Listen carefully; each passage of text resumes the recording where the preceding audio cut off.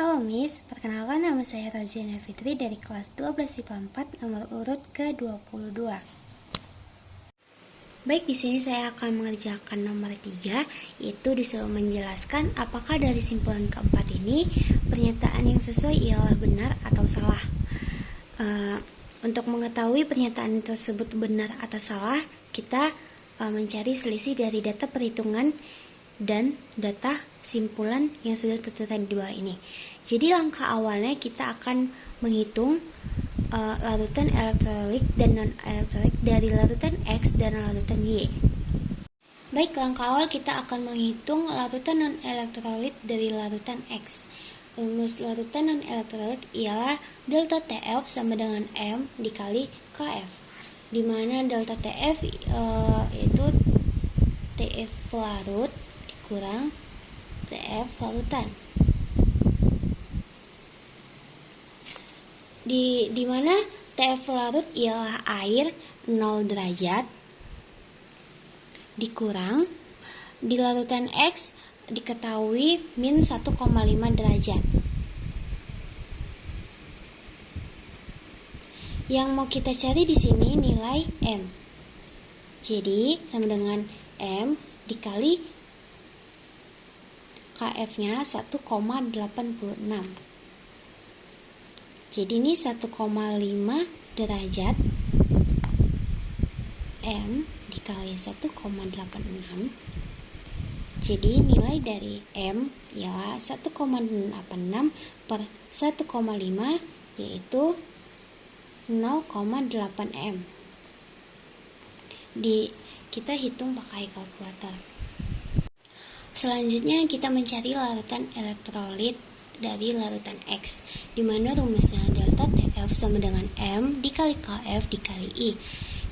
Delta TF sama dengan TF larut dikurang TF larutan sama dengan M dikali KF dikali rumus I sama dengan 1 ditambah N kurang 1 dikali alfa, di mana TF larut 0 derajat dikurang TF larutan min 1,5. Yang mau kita cari ialah nilai M. Jadi M dikali KF-nya 1,86 dikali 1 ditambah N itu sama dengan jumlah partikel. Jumlah partikel dari NaCl yaitu 2 dikurang 1. Alfanya kita ketahui, di mana NaCl merupakan elektrolit kuat yang mana garam akan terion sempurna dalam larutan. Oleh karena itu, alfa atau derajat ionisasi NaCl ialah 100% atau sama dengan 1.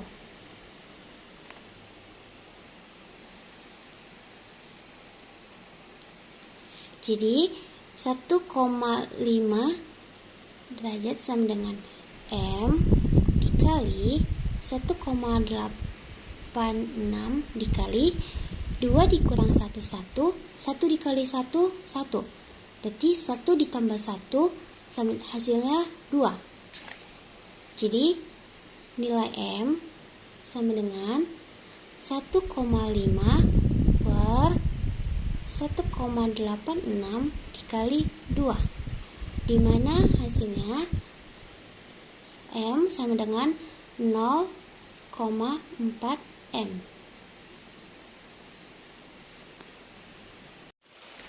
Selanjutnya kita akan mencari nilai larutan non-elektrolit dari elektron Y.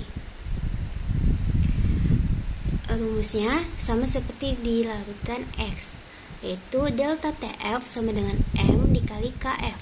Delta TF sama dengan TF larut dikurang TF larutan sama dengan M dikali KF, di mana TF larutnya yaitu air berjumlah 0 derajat dan larutan Y ialah min 0,75 derajat. Jadi kita masukkan nilainya 0 dikurang min 0,75 derajat. Yang mau kita cari ialah nilai M dikali KF-nya 1,86.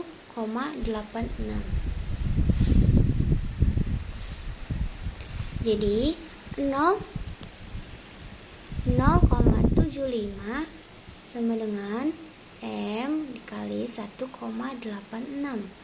di mana M 0,75 dibagi 1,86.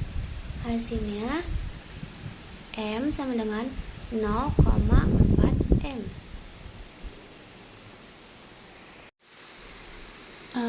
Selanjutnya menghitung larutan elektrolit dari elektrolit Y.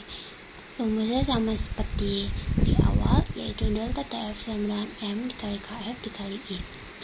Di sini larutan elektrolit ataupun non-elektrolit dari larutan Y dengan larutan X sama. Rumusnya yang berbeda ialah cuma di delta TF-nya.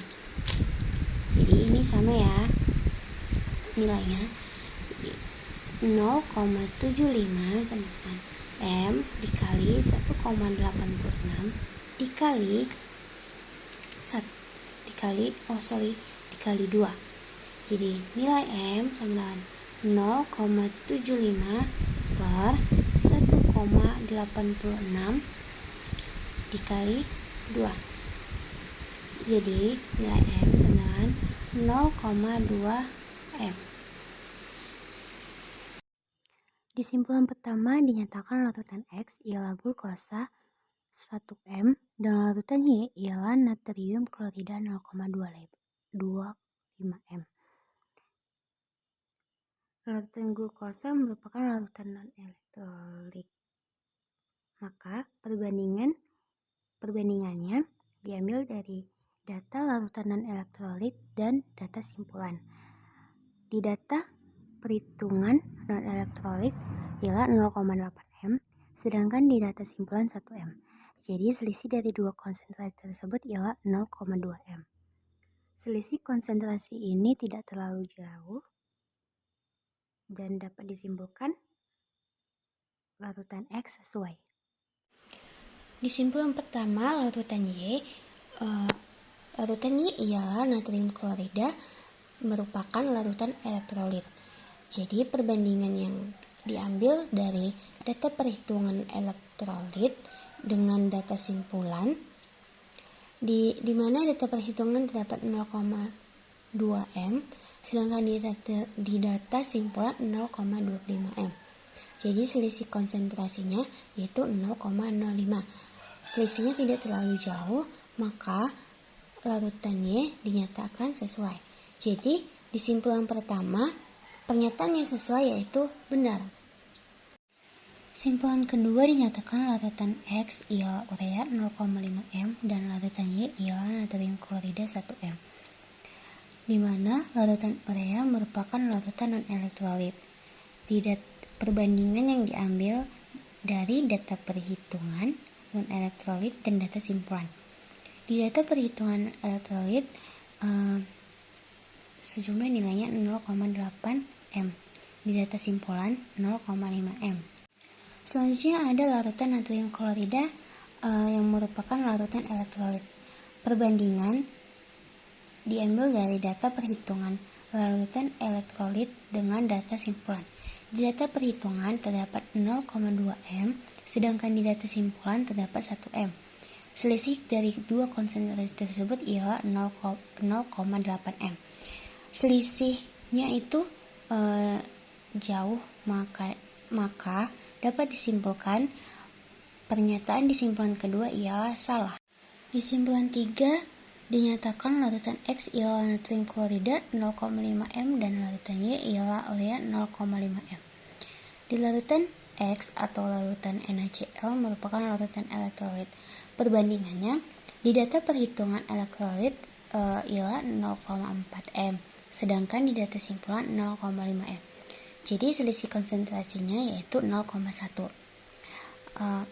Karena selisihnya tidak jauh beda, jadi dinyatakan sesuai. Selanjutnya di larutan urea. Larutan urea merupakan larutan non-elektrolit. Perbandingannya di data perhitungan non-elektrolit terdapat 0,4 M, sedangkan di data simpulan 0,5 M. Jadi selisih dari konsentrasinya ialah 0,1 M dan selisih itu tidak beda jauh. Jadi di simpulan ketiga dinyatakan benar. Di simpulan keempat dinyatakan larutan X ialah urea 1M dan larutan Y ialah glukosa 0,5 M.